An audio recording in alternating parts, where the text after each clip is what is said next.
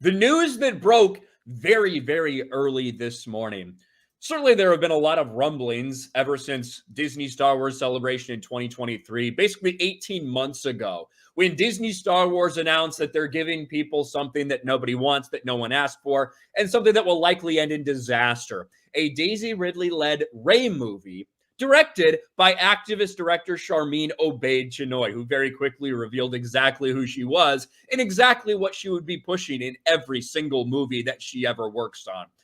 But it's been a little bit of slow progress. You know, the writer that they had, the Peaky Blinders writer, oh, he's working on it, he's working on it, he's working on it, not up to snuff, apparently. Well, the news dropped today, just a day or two after this Daisy Ridley quote comes out. When asked about the new movie, things are evolving. I continue to be very excited. There will be an update soon. We got that update. Star Wars movie with Daisy Ridley loses screenwriter Stephen Knight.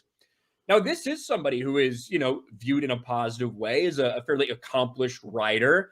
I don't know why he would want to work with Lucasfilm, why he ever agreed to do it in the first place, but apparently they couldn't get things going over there at Disney Star Wars. There's another disturbance in the Force. Screenwriter Stephen Knight has departed the Star Wars movie, set to follow Daisy Ridley's Rey after the events of 2019 Star Wars: The Rise of Skywalker.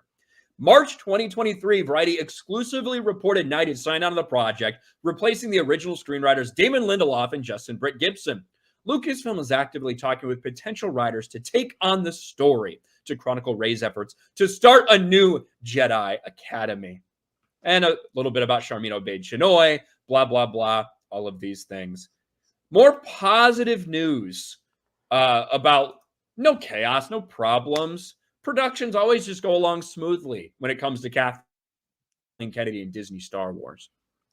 I am still not convinced this movie happens. I'm still not. I think you are, correct? I'm 100% convinced that it will, as long as Kathleen Kennedy still lives and breathes, that this movie will get made. That's what I think.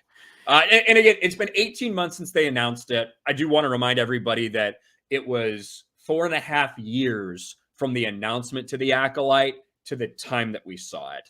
So just to put that in perspective. Yeah, I just don't. I just can't see, like, this is going to fail. This movie is going to fail. This movie is not going to make a profit. There's no interest. There's nobody that wants to see a Rey movie, but that's right in line with most everything Lucasfilm produces and has been producing for a while now because they don't understand their fan base at all. But yeah, this is right in line with everything we've seen, every other Star Wars production we've seen. There's always development hell. They don't know what they're doing. They have no vision. They greenlight these projects without any vision, no planning or anything like that. So this is much in line with that. But it's just so painfully obvious that no one wants this movie. There is no fan base for Rey. There is no fan base for Daisy Ridley. And the sequel trilogy showed diminishing returns. And there hasn't been this kind of groundswell for this. Like the Mandalorian movie, I do know that there's some momentum left, probably not as much as they want, and that definitely not as much as there was after season 2. But there's at least some juice left in that tank. How much is it's really hard to understand that. And of course, when you get Baby Yoda involved, you're talking about kind of transcending to the normie audience. So that could do somewhat decent numbers.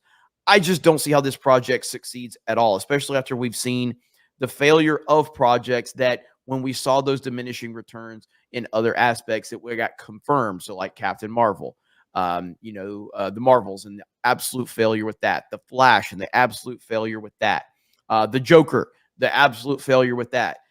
This is the type of failure that we're looking at. And this is going to have, what are you assuming the production budget is going to be on this movie? I mean, I would expect 250 million minimum. You know what I mean? Mm-hmm. Like that's kind of like my expectation. And what I think personally, I think the reason that none of this has really worked out too well is because this is all about women. It's about women in Star Wars. It's about time a woman takes the reins in a galaxy far, far away, according to Charmin Obaid-Chinoy. We need a female writer for this movie, Jeremy. That's what it's been missing.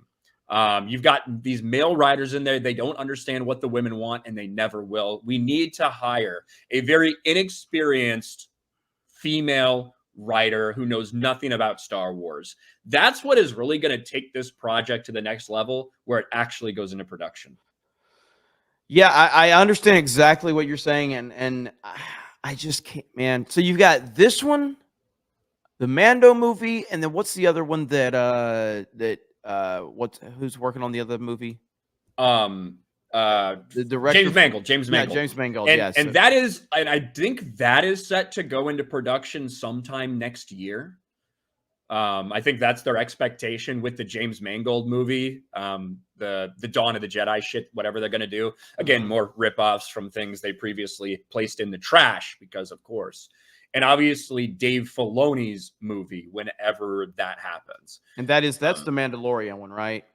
No, so Mandalorian and Grogu, that is a Jon Favreau, Dave Filoni thing, right? I think Favreau's directing, Filoni's producing. Dave Filoni is getting his own movie, which is probably Dave Filoni directing, Jon Favreau producing. And that is going to be, we don't know, but it's going to be Mandoverse centric. So is but that? I think that's going to. Four? There's four movies. Okay, I thought there was only three. So, No. Okay. And that Dave Filoni movie, what I anticipate that to be is probably going to be the big culmination of all of the Mandoverse stuff that they have going on. This will be after Ahsoka season 2. Who knows if like Skeleton Crew or whatever might tie in a couple ways or leave little hints or clues here or there with what they're doing. But that's what I anticipate Dave Filoni's movie to be. And they're probably going to have digitally de-aged versions of Han, Luke, and Leia come in for like 5 minutes of the thing to help out with some battle and then put the heroes over. You know, that's fully what I anticipate to happen in Dave Filoni's movie.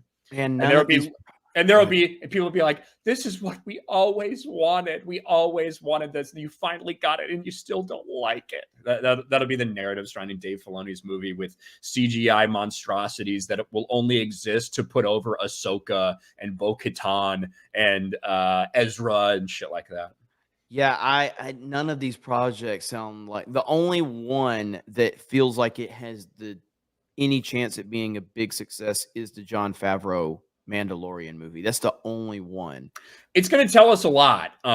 Like that movie is going to tell us a lot. The first Star Wars movie that gets released in theaters in quite some time, that's going to tell us what type of damage has been done to Star Wars.